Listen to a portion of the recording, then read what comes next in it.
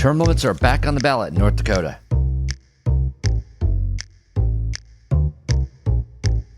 Hi, I'm Philip Blumel. Welcome to No Uncertain Terms, the official podcast for the term limits movement for the week of September 12th, 2022. Your sanctuary from partisan politics. In a previous podcast, we reported on the successful placement of a citizen-led term limits initiative on the November statewide ballot that was thwarted by the North Dakota Secretary of State. He justified the move by claiming the voter signatures were invalid. But last Wednesday, the Supreme Court came to the rescue of voters, rebuking the Secretary of State and ruling the voters would have their say in November, as is their legal right. Well, it all started out as a picture-perfect example of grassroots democracy, right? We have a 42-member committee led by a guy named Jared Hendricks. And this committee included current and former members of the legislature even. They called it the Term Limits for North Dakota Committee. And there was polling done in 2020 that showed 82% support for this. And typical of term limits polling, that is a supermajority of Democrats, Republicans, and independents, and just about any other demographic you can think of. And so this group went out and collected over 46,000 signatures. They only needed 31,164 signatures to put on the ballot. But of course, anyone that has run a petition campaign knows that you're going to have petitions that are no good. There's going to be people that from out of the district. There's going to be people that use the wrong address. There's going to be people there's going to be petition circulators that just forward signatures. There's all kinds of little problems that can come up. And you know that they're not all going to be valid. So you have to collect a lot more than the number that you need. So this committee went out and collected 46,000 signatures, which is more signatures than have been collected in that state for any initiative ever in its history. And this measure was basically the standard 8-year term limits law that has basically been time tested in numerous states and localities around the country. That's 8 years on the House, 8 years on the Senate, and 8 years on the governor. And that this is cumulative, not consecutive. And it would go into effect 8 years hence. That is to say, it's not retroactive. This is the recipe for a successful term limits measure everywhere. And so everything looked like it was going just right. But then in March, Secretary of State Al Yeager of North Dakota rejected the measure, saying that, get this, 29,000 of the signatures were invalid. 29,000 due to handwriting irregularities and whatever. Now, this is very important to realize. Yeager's office did not attempt to verify these 29,000 signatures that they invalidated, okay? It isn't like they found 29,000 that they had concerns with. No, they found some they had concerns with, and they decided that all the petitions that were signed off by a notary, that's required in that state, would be invalid because some of the petitions were invalid. All right. I mentioned in a previous podcast, I've done a lot of petitioning. I've helped run petition campaigns. And there is no question that you get irregularities, and we all know it. And that's why, like I said, that's why we collect so many more than the number you actually need. Now, of course, the state authorities should be trying to figure out, what percentage of them are correct and invalidate ones that are no good. And that's absolutely within their rights. But that's not what occurred here. Secretary of State Al Yeager was simply seeking a way to invalidate the measure. Naturally, the Term Limits Committee sued, and the case went quickly to the Supreme Court after stopping briefly at the desk of a lower court judge who rubber-stamped the Secretary of State's decision. Anyway, then on September 7th, in a unanimous 5-0 decision, the Supreme Court of the state of North Dakota declared that the Secretary of State, quote, misapplied the law, and that the initiative must be placed on the November ballot as the citizens requested. The court found that 15,740 of the invalidated signatures should have been certified. Therefore, the initiative should have been certified for the ballot. Now, the decision from the court is short, but includes some interesting tidbits. One is that the idea that the Secretary of State would throw out all the signatures notarized by one individual because some of the signatures showed irregularities is truly novel. In fact, the decision brought up the fact that this has never been done before in North Dakota, and indeed the Secretary of State could not demonstrate precedent for this procedure from any jurisdiction, anywhere, at any time. On the contrary, the court noted that, quote, in passing on the sufficiency of a petition, there is a presumption that each signature in the petition is genuine. According to North Dakota law, the Secretary of State shall conduct a representative random sampling of the signatures to determine the validity of the signatures. That is, you assume they're valid, but you verify by random sampling, which, of course, depending on what you find out, might lead to closer inspection of more petitions. But you can't find some irregularities and then invalidate them all. There will never be a petition drive without irregularities. The Secretary of State's process that he used, if it was permitted, would simply grant the state veto power over all initiatives. And of course, that was the goal.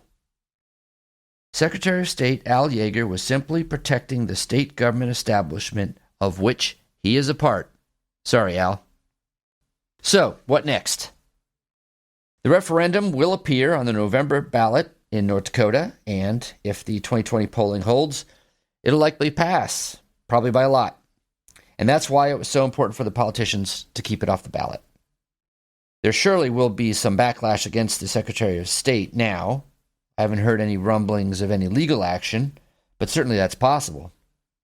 Certainly there will be some political backlash against him now that he has been rebuked by a unanimous Supreme Court. Incidents like this merely solidify in voters' minds why term limits are so necessary. If this initiative passes in November, North Dakota will be the 16th state to term limit its legislature and the 36th to term limit its governor. North Dakota voters will benefit from more competitive elections and also more representative government.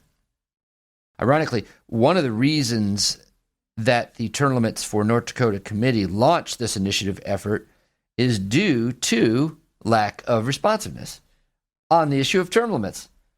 Even as the vast majority of Democrats, Republicans, and independents, and like I said, every other demographic group you can think of, were telling pollsters that they want to impose term limits on the U.S. Congress, the North Dakota legislature refused to pass an application for the Congressional Term Limits Convention. I suppose the North Dakota legislators didn't want the issue of term limits to come up since they themselves are not a term-limited legislature. But by closing their ears to the voices of the people, they got term limited anyway, or at least they presumably will. There is no doubt that this incident has breathed new life into the term limits movement in North Dakota. Is pushing for the term limits convention application the next logical step? Well, one would think so. But first things first, let's put the 8-year term limits initiative before the voters in November. If they respond like I think they will, then all the momentum will be on the side of voters. And we know voters want to impose term limits on the politicians in Washington. Stay tuned. This is a public service announcement. Citizens everywhere embrace term limits, and incumbent politicians everywhere try to use every machination and technicality available to hold on to power. We see this in the now discredited attempt of North Dakota politicians to keep a citizen-led term limits initiative off the ballot in November, and also in Michigan, where politicians are using a deceptive legislature-referred referendum to weaken the popular term limits law there. This phenomenon is universal. In August, Thailand's Prime Minister, Prayuth Chan-o-cha, who took power in a 2014 coup, has reached his 8 years in tenure. He is claiming the new constitution's 8-year term limit, an important article that added credibility to the military's expressed commitment to restoring democracy, doesn't apply to him. Thanks to Al Jazeera for this report. If a week is a long time in politics, then 8 years is a lifetime. As journalists gathered outside, that was the verdict of Thailand's Constitutional Court on Wednesday as it suspended Prime Minister Prayut Chan-o-cha pending a review of his term. General Prayut came to power after leading a military coup in 2014. The Peace and Order Maintenance Command, which includes the Royal Thai Army, Royal Thai Air Forces, Royal Thai Navy, and National Police hereby announces that it is necessary to take control of the governing of the country. He's been in charge ever since. A new constitution, promoted by the army and passed in 2017, limits prime ministerial terms to 8 years, a period that expired at midnight on Tuesday. Supporters, however, argue Prayut's term only began after general elections in 2019. The Constitutional Court is expected to make a final decision within a month. The interim Prime Minister's Prawit Wongsuwan, who'd previously been second in command. He's also a former general and is considered by many to have been one of the main architects of the 2014 coup. General Prayut remains in the cabinet because he holds another position, Minister of Defence. The suspension will relieve concerns that Bangkok could once again be disrupted by anti-government protests. Since the decision was handed down, the situation at Government House has calmed considerably. An hour ago, these riot police were wearing full body armour and carrying shotguns. Now, they're just in soft caps. But no one is stepping down. The protesters may have won this battle, but they haven't won the war. The court only suspended General Prayut, but he has to get out. It's the same with the Deputy Prime Minister in charge. They're all the same. I'm not okay with the verdict because I want Prayut to leave the politics altogether. I don't want him to come back to office. With an election scheduled to take place within the next 12 months, the opposition has drawn first blood. But in taking on a government led by generals, it faces a formidable foe. Tony Cheng, Al Jazeera, Bangkok. Thanks for joining us for another episode of No Uncertain Terms. The term limits convention bills are moving through the state legislatures. This could be a breakthrough year for the term limits movement. To check on the status of the term limits convention resolution in your state, go to termlimits.com/takeaction. There, you will see if it has been introduced and where it stands in the committee process on its way to the floor vote. If there's action to take, you'll see a Take Action button by your state. Click it. This will give you the opportunity to send a message to the most relevant legislators, urging them to support the legislation. They have to know you're watching. That's termlimits.com/takeaction. If your state has already passed the Term Limits Convention resolution, or the bill's not been introduced in your state, you can still help. Please consider making a contribution to U.S. term limits. It is our aim to hit the reset button on the U.S. Congress, and you can help. Go to termlimits.com/donate. termlimits.com/donate. Thanks. We'll be back next week. Find us on most social media at US Term Limits.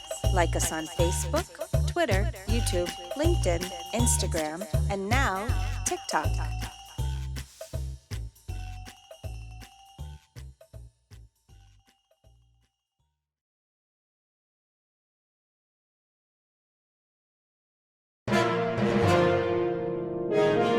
USTL.